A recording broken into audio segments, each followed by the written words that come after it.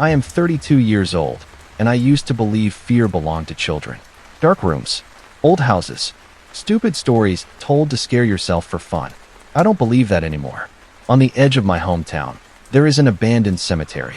No fence, no signs, no reason to be there. People don't talk about it. They just avoid the road that passes beside it, like instinct takes over before logic can argue. I went there by accident. At least, that's what I told myself. It was past midnight. My car broke down on the old service road, the one no one uses anymore. No signal, no lights, just fog thick enough to taste. The cemetery sat a few meters away, headstones barely visible, leaning like rotten teeth. I walked toward it because it was the only place that felt solid. The moment I stepped inside, the sound disappeared. Not faded, stopped. No wind, no insects, no distant cars. Even my footsteps felt muted, like the ground was swallowing them. The graves were ancient, names worn smooth, dates ending suddenly, like stories cut off mid-sentence. Some stones were turned around, facing the wrong way. That should have been my cue to leave. Then I heard the scrape. Slow, wet, deliberate. It wasn't coming from behind me. It was coming from beneath the ground. My torch flickered, the beam jumping across the graves, until it landed on one that did not belong. Fresh soil, dark, uneven, no name carved into the stone. Just a smooth surface, clean and waiting. The ground moved. A hand broke through the soil. Gray, too thin. Fingernails split and black, bending backward as they dug. Another hand followed, then an arm, dragging a body upward inch by inch. I couldn't breathe. My body locked in place, like some part of me already knew what was coming and had given up. The thing pulled itself free and stood. It was a man, but wrong in ways I can't properly explain. His skin clung to bone like it had shrunk. His mouth hung open, stretched too wide, as if screaming had reshaped it permanently. His eyes were white, not blind, empty, waiting to be filled. He turned his head toward me. You came back. His voice didn't come from his throat. It came from the dirt, vibrating through my shoes, crawling up my legs. I've never been here, I whispered. The thing smiled. Soil spilled from its mouth. You always say that. Images slammed into my head. A night I had buried. A fight. Anger. A man falling. A body dragged. This cemetery. This grave. My hands shaking as I covered the truth with earth. I dropped to my knees. The ground began to move. Hands erupted from the surrounding graves. Dozens of them. Then more. Fingers clawed through soil, grabbing at air, at stone, at me. Faces followed. Sunken. Mouths open in silent screams. Their eyes locked onto mine with recognition. They remembered me. The thing stepped closer. With every step, the earth pulled at my legs, sucking me downward like mud. You left us here, it whispered. Now you stay. I screamed. The sound didn't echo. It sank straight into the ground and came back as whispers. Stay, stay, stay. I tore myself free and ran. The cemetery stretched impossibly, paths looping back on themselves. Every direction led me past the same blank grave, the same watching faces. They didn't chase.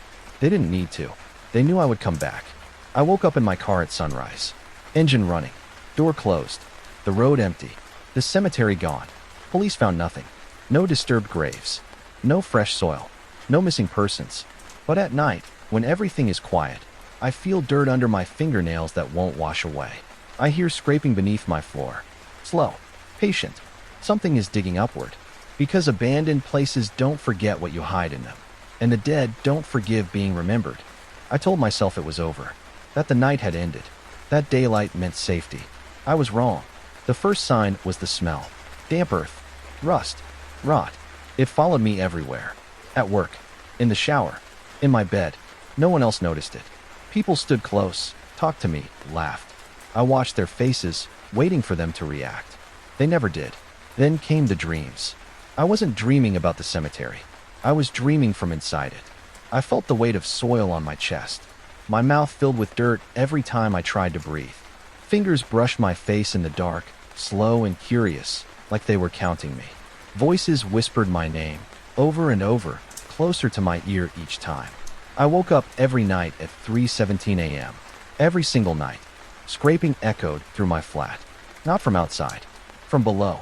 Beneath the floorboards. Beneath the foundation. Like something was being dug upward, centimeter by centimeter. I checked, tore up the carpet, lifted the boards. Concrete, solid, untouched. That night, I found dirt under my fingernails again. And this time, there was blood. I stopped leaving the lights off. I slept sitting up. I kept the television on, volume loud enough to drown out the whispers. It didn't help. The voices learned to speak between the sounds, between words, between breaths. You buried us wrong. I covered my ears. I begged. I told them I was sorry. The room grew colder. My reflection changed. At first it was subtle. My eyes looked wrong. Too pale. Too still.